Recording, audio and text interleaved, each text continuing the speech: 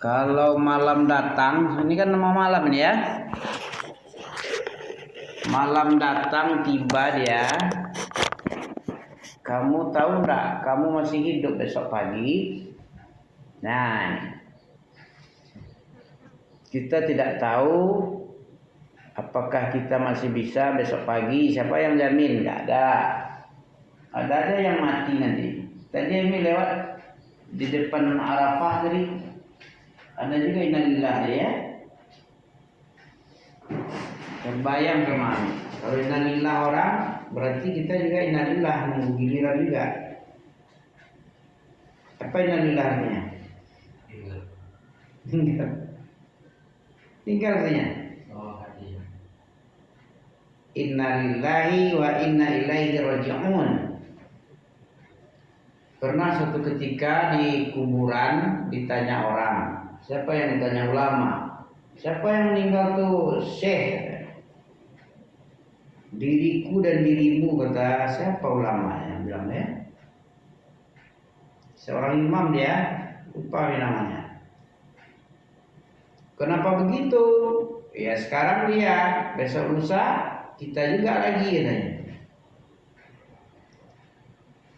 Jarak kita dengan kematian nunggu apa?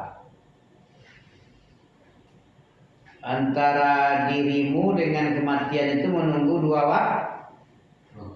Waktu apa? Dua waktu itu. Dirimu dan kematian itu berjarak dua waktu dengan kuburan itu. Bisa disebutkan dua waktu apa? Di antara dua waktu sholat wajib dengan sholat jenazah. Di antara itulah hidup. Selesai sholat jenazah, sudah selesai dua waktu tadi, berarti tinggal dikubur lagi. Tinggal bermalam di dalam alam sempit, namanya barzakh. Apa barzakh itu? Dalam surah Ar-Rahman ada al-barzakh itu. Marajal bahraini yaltaqiyan bainahuma barzakhun la yabghiyan. Apa barzakh artinya? Selama ini ente pernah mendengar nama kata-kata alam barzakh. Apa barzakh? Tahu enggak? Barzakh. Coba ente tengok surah Ar-Rahman itu ada ya. Apa arti barzakh? Surah Ar-Rahman itu kan ayat 16 atau 17. Coba. Marajal bahrain. Rabbul masyriqaini wa rabbul maghribain. Fabi ayyi ala'i rabbikuma tukadziban. Marajal. Apa arti marajal? Mengalir. Bahrain, dua laut. Dua lautan antara asin dan tawar. Ada laut asin, ada laut tawar. Ya berjalan terus dia mengalir di tengah laut. Dua macam laut, laut tawar dan laut asin. Dan dua-dua laut itu ada barzakh. Apa barzakh? Apa di situ? Saya tengok. Hah? Tengoklah. Surah Rahman.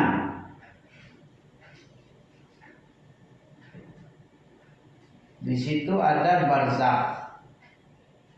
Dua lautan yang asin dan tawar itu ada pembatas artinya. Barzakh itu alam barzakh, pembatas. Akhirat dunia di tengah-tengahnya dibatasi oleh barzakh. Jadi kalau sudah masuk barzakh, tidak dunia, tidak pula akhirat. Itulah kuburan itu, barzakh. Lautan juga ada dua macam laut. yang rasa asin, rasa tawar. Di mana itu? Di Bahrain. Di sana di mana itu? Coba antum tengok lagi di Google, googling aja. Di mana dua lautan yang ada pembatas airnya? Yang asin tidak masuk ke tawar, yang tawar tidak masuk ke asin. Warnanya berbeda sedikit. Kalau tawar itu agak coklat bentuknya. Kalau asin itu ya kayak laut biasa. Jadi nampak batasnya itu. Nah, nggak pernah dia memasuki satu sama lain karena ada barzakh. Ya. Ayat 17, ya kan? Ente semangat belajar itu. Kalau ente tidak semangat, buta aja, diberi kehidupan sempit, ya. Bahaya daripada orang yang melupakan ayat Allah. Itu kan ayat Allah, jangan dilupakan. Sesibuk-sibuknya ente dengan dunia yang secuil ini, yang namanya ayat Allah tidak boleh dilupakan. Siapa yang berpaling dari peringatanku Al-Quran dan Sunnah Nabi, akan aku hukum dia dengan hidupnya sempit sekali. Hidupnya sempit, bukan kuburannya sempit.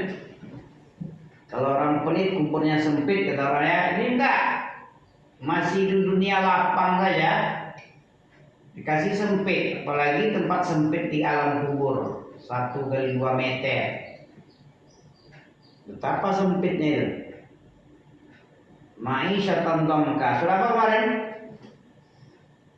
Hukuman bagi orang yang enggak suka dengan ayat Allah yang datang ini, diturunkan kepada nabinya melalui Jibril, belagak belon, belagak dan butuh. Nah, belagak sudah kaya, ya. Allah menyerupakan manusia ini layak togo. Surah apa? Innal insana layak togo. Kalla innal insana layak togo. Surah sama dengan Fir'aun, ya. Idhab ila Fir'aun innahu togo. Kalau ini layak togo, sama itu. Manusia ini layak togo. Pernah ente dengar itu ayat itu? Di surah apa itu? Layak Allah. Surah apa ya? Surah juz 30 nya itu. Ya semangat ente kan? Surah Ar-Ra'ahu Istaghna. Apa artinya itu? Baca-baca pun nggak bisa juga hafal. Artinya apalagi, ya? Apa artinya? Jangan begitu, hai manusia, sekali-kali jangan seperti itu. Kalla itu jangan seperti itu artinya. Ya. Kalla innal insana layatagha. Sesungguhnya manusia sungguh-sungguh betul-betul melampaui batas. Tak sewajarnya, tapi dilakukannya juga. Layak togo itu. Apa layak togo itu ente? Kayak Fir'aun, merasa besar, merasa tidak butuh kepada Allah, didakwahi kepada Allah agar dia takut kepada Allah, tunduk, tidak mau dia. Padahal dia mestinya tunduk. Karena bagaimanapun hebatnya, kaya raya, berkuasanya manusia ini, punya bala tentara, punya apapun punya dia, sehingga dia sudah melampaui batas, dia mengangkat diri jadi Tuhan. Ana rabbukumul a'la, aku adalah Tuhanmu yang tinggi sekali. Jangan ente kalah, ya, seperti Fir'aun. Didakwahi malah belagak belon, belagak sombong, punya, akhirnya dibenamkan di lautan. Apa yang disombongkan ya? Semua harta benda, semua pengikutnya, semua kekayaan tenggelam di laut. Gampang saja bagi Allah untuk cara-cara menghabisi dia sehabis-habisnya. Jangan seperti Togo itu. Karena manusia memang layak Togo, sungguh-sungguh melampaui batas dia. Layak Togo itu sungguh-sungguh melampaui batas. Kapan dia melampaui batas? Ketika miskin? Tidak. Ketika dia bokeh? Tidak gitu dia. Ketika dia sudah merasa ada duit banyak, ya sudah punya, tidak butuh lagi dengan orang, ada sombong dia. Orang ini dianggap nyamuk aja nih, kodok aja lah, tempurung aja nih, kecoa ini ya. Itu manusia seperti itu. Ketika kaya dia lupa diri, ketika miskin putus asa. Itu gunanya kita beriman kepada takdir. Karena kaya dan miskin itu urusan Allah, itu Allah yang menetapkan di dalam di mana? Di dalam rahim. Umur berapa itu? Umur berapa ditetapkan ketetapan 4 macam. Rezekinya, ajalnya, amalnya, neraka dan surganya. 4 macam itu. Pada 4 macam ini manusia sudah ditetapkan. Jadi jangan sombong-sombong lah. Apa yang mau disombong-sombong? Apapun saja yang ada sama kita, wa ma bikum min ni'mah fa minallah. Jadi ada dalil ya, ayat hadis berapa kemarin itu? Innar rajula la ya'malu bi'amali ahli nari. Sesungguhnya seorang lelaki sungguh-sungguh telah beramal dengan amal ahli neraka. Hatta ma yakunu bainahu wa bainaha illa dhira'. Sampai-sampai keadaannya antara dirinya dan neraka tinggal lagi sehasta. Fayasbiqu alaihi kitab fayamalu bi'amali ahli jannah. Ketetapan yang ditetapkan ketika dia umur 4 bulan 10 hari di perut ibunya sudah dicatatkan, dikirim roh kepada janin yang dikandung ibunya di rahimnya, ya ditetapkan 4 macam kalimat. Iya itu rezeki, amal, ajal, amal, terus neraka dan surga. Jadi ente neraka dan surga ini sudah ditetapkan. Apa itu? Tidak ada kan? Neraka dan surga ente sudah ditetapkan. Nih tengok tadi. Hadis keberapa nih? Hadis keempat nah. 45 itu. Ya. Ini penting. Illa dira wa yasbiqu alaihi kitab. Sudah dekat lagi walaupun dia beramal dengan neraka. Nah, bagaimana cara ente memahami hadis takdir ini? Iman kepada takdir. Ngeri nih. Ada sahabat pernah berbicara, mengomentari hadis ini. Kalau begitu, ngapain kita beramal? Ngapain kamu ngaji? Ngapain sholat? Hah? Sudah beramal kita baik-baik, tapi kok neraka pula ujungnya. Ada yang neraka sudah dari awal amalannya, tinggal sedikit lagi masuk neraka, loncat. Hasta lagi loncat ke neraka. Karena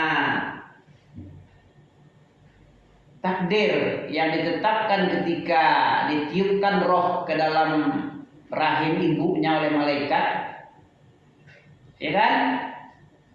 Dengan 4 macam ketetapan bagi dia, ya, sehingga nggak jadi. Walaupun amalan neraka dari awal sampai tinggal sehasta lagi lompat, sudah didahului oleh ketetapan takdir yang ke-6 tadi, takdir baik lah. Kalau tadi kan dah buruk, neraka kan buruk, dikasih takdir baik, rupanya jadi baik. Ada orang yang takdir baik diberikan apa? Amalannya sudah baik-baik, karena takdirnya buruk, walaupun tinggal sehasta lagi masuk surga. Nah, terus bagaimana? Didahului oleh takdir buruk, sekalipun beramal surga dari awal sampai akhir, terus didahului takdir, akhirnya neraka dia rupanya. Nah, bagaimana ente memahami? Untuk apa ente bekerja lagi? Beramal untuk apa lagi kalau takdir sudah ditetapkan? Nah, lupa lagi ya. Kemarin sudah dijelaskan, sekarang lupa lagi ya. DLL. Sakit mata ente? Ya. Enggak. Kenapa? Banyak main apa? Kan karena game kan?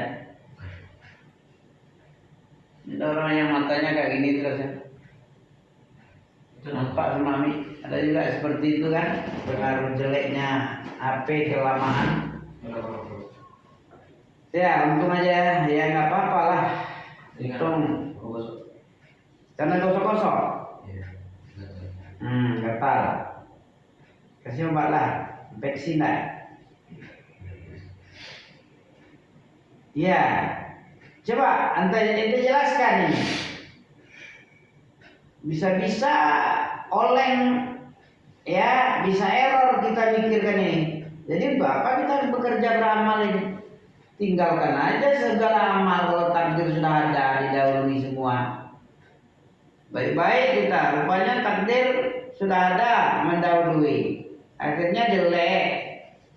Jelek-jelek kita. Karena takdir mendahului, akhirnya surga. Gimana nih? Sementara Allah tidak pernah main-main. Wa ma khalaqnas samawati wal arda wa ma bainahuma la'ibin. Ada ya? Surah apa itu deh?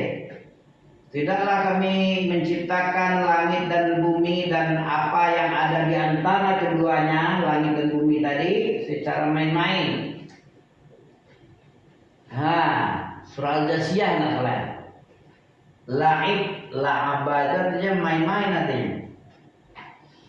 Wa ma khalaqnas samawati wal arda wa ma bainahuma la'ibin. Ya enggak? Coba tengok dulu. Surah Al-Jasiyah.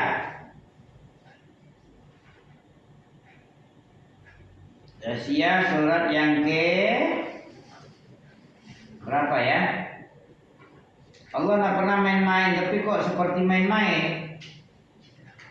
Bagaimana kita menjembatani dua macam ini?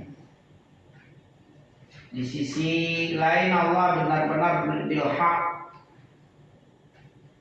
Tapi dalam masalah takdir tadi, kalau benar duduk ini masalah ini sama ente, Al-Jasiyah apa nih?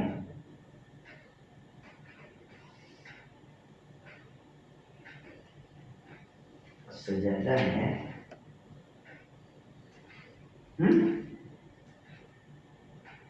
Al-Dukhan, La'ibin.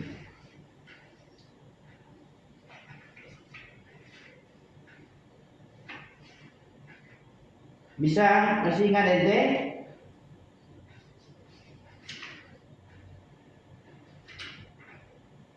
Si Nabil mungkin lupa pula mungkin ya.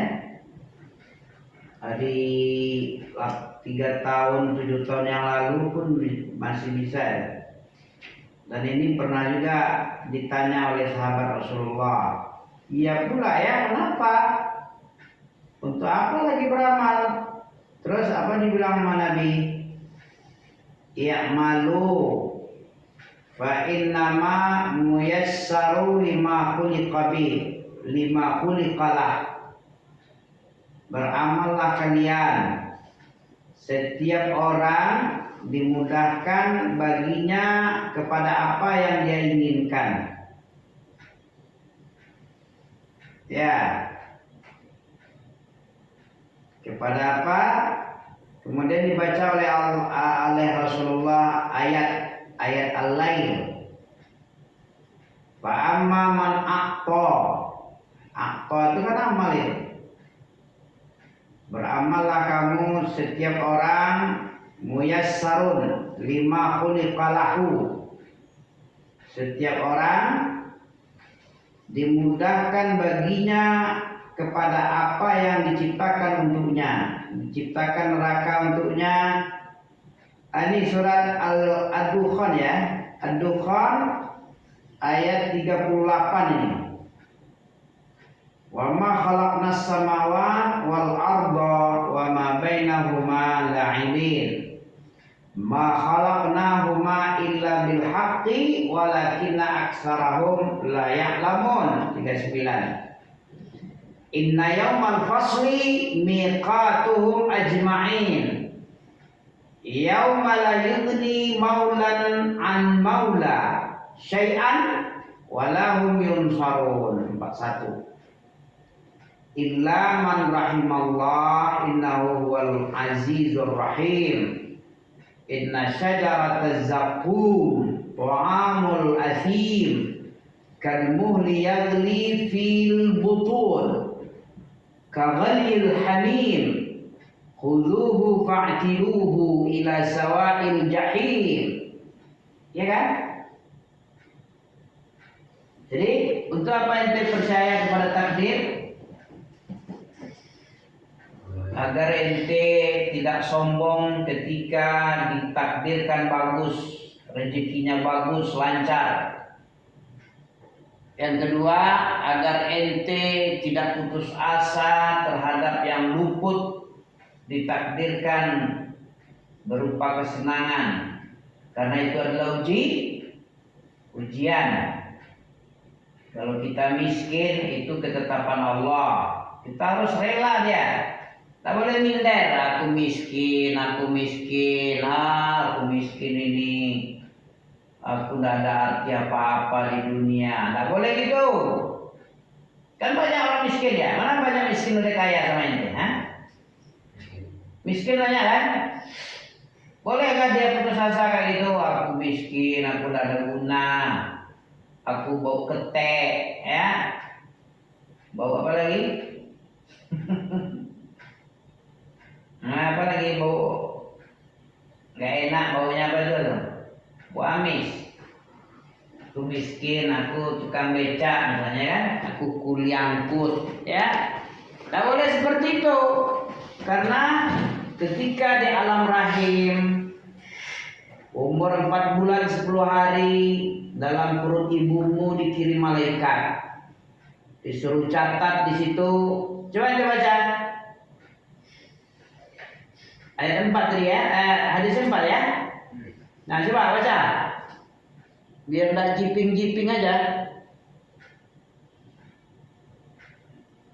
An-anil ya, an dulu. Artinya aja dari Abu Abdurrahman Ibnu Mas'ud, Abdullah bin Mas'ud ya. Dari Abu Abdurrahman Abdullah bin Mas'ud, dia berkata Rasulullah SAW telah bersabda, ya,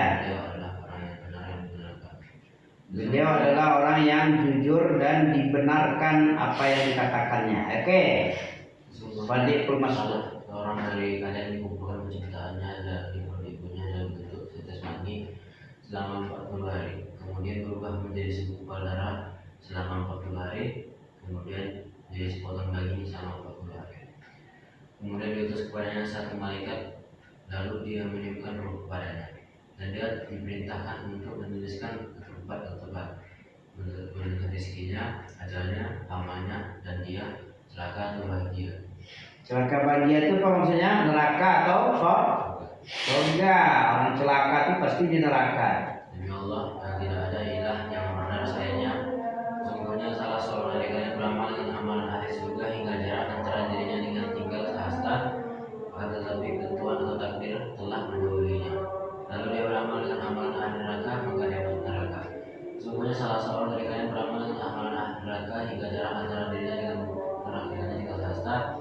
Akan tetapi ketentuan atau takdir telah mendahulunya. Lalu dia beramal dengan amalan ahli surga, maka dia masuk surga.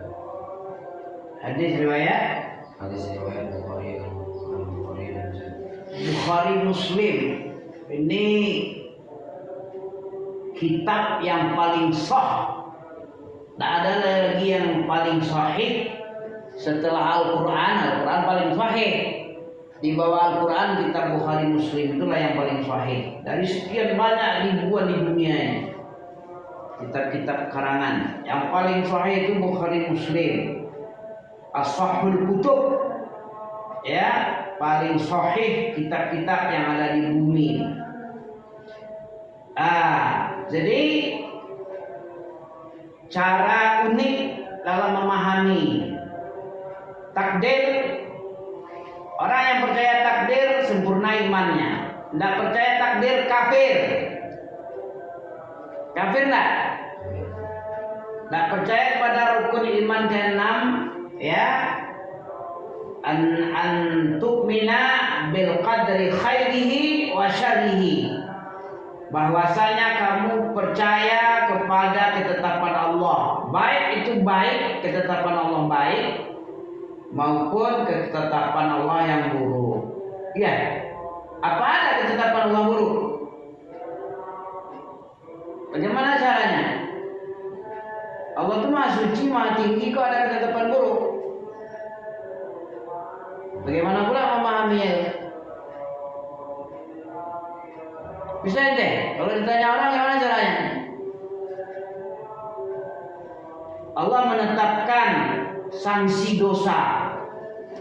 Kalau baik, kalau dia ikhlas, tidak syirik, betul-betul bertauhid, mengharap Allah, dia bukan ria, bukan sum'ah, itu ketetapannya pasti surga. Tapi kalau udah syirik dan tauhid ini, siapa yang milih ini? Kita. Dia yang memilih.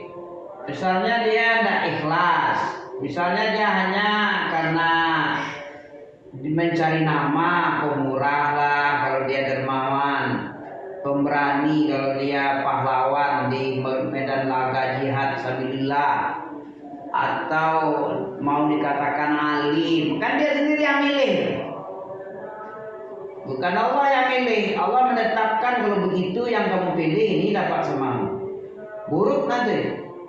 Tapi penyebab buruk bukan Allah yang zalim, tapi dia yang zalim sama dirinya. Dia yang milih. Dalam bentuk zahirnya kata manusia dia baik, amalan surga semua kata zahirnya orang memandang, tapi Allah memandang lain. Allah lebih mengenal alimul ghaib wasyahadah, dan manusia tidak tahu yang ghaib. Dia hanya memandang yang zahir-zahir aja. Zahirnya memang baik untuk nipu.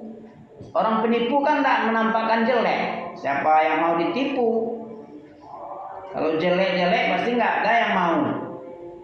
Karena kepandaiannya menipu sehingga orang tertipu, terpilih dia menjadi orang baik dalam pandangan manusia. Tapi dalam pandangan Allah, ini orang ini nggak bagus, ini hatinya busuk ini. Ya, makanya ditetapkan dia orang munafik berhati busuk itu di neraka. Coba kalau dia ikhlas kepada Allah, itu yang dibaca oleh Nabi dalam surah Al-Lail apa? Fa amma man a'ta wattaqa wa saddaqa. Kan ada sedekahnya. Siapa yang memberikan, a'ta itu memberi. Siapa yang menunaikan hak Allah, ya, aqwa wa taqwa, dan dia dalam keadaan bertakwa kepada Allah. Wa saddaqa bil husna, dan membenarkan betul-betul iman kepada hari pembalasan yaitu surga. Wa saddaqa bil husna, dia membenarkan surga itu betul-betul ada. Yakin dia. Fasanuyassiruhu, maka kami mudahkan dia kepada surga. Husna itu surga ya. Dan benarkan husna, beramal dengan amal soleh, dengan tauhid, dengan betul-betul harap kepada Allah, bukan ecek-ecek, bukan ngambil muka, riya semua. Nah, bukan tujuan-tujuan yang rendah, tapi tujuannya memang mengharap surga Allah. Allah mudahkan kepada surga. Yang kepada neraka dimudahkan apa? Orang yang wa amma man bakhila. Bakhil lawan dari aqtad. Bakhil orang yang pelit, orang tidak mau beramal, orang yang malas-malas. Kalaupun beramal ada tujuan, bukan karena Allah. Nah, itu yang dibaca oleh Nabi. Jadi pahamlah ente kan? Kalau tadi sepertinya zalim Allah tadi, kan kayak zalim itu. Masa orang sudah payah-payah beramal surga, tahu-tahu masuk neraka karena takdir tadi. Masa orang awalnya neraka aja, tahu-tahu masuk surga. Ya mana tahu, di akhir ayatnya Allah akan menerima taubat ya selama nyawanya belum sampai di tenggorokan, selama nyawa belum masih diterima. Itulah hebatnya Allah ya, pengasih penyayangnya Allah Ta'ala. Bagaimanapun banyak dosa selangit, penuh bumi ini sama dia, sampai ke langit dosanya, datang dia menghadap Allah, minta ampun dia kepada Allah. Allah Maha mengampun ya, walaupun sebumi selangit, datang dia memohon kepada Allah, Allah ampunkan, masuk surga. Apa salahnya Allah? Tidak ada yang bawahannya, tidak ada atasannya. Dia paling atas, dia penentukan. Kan bisa saja seperti itu.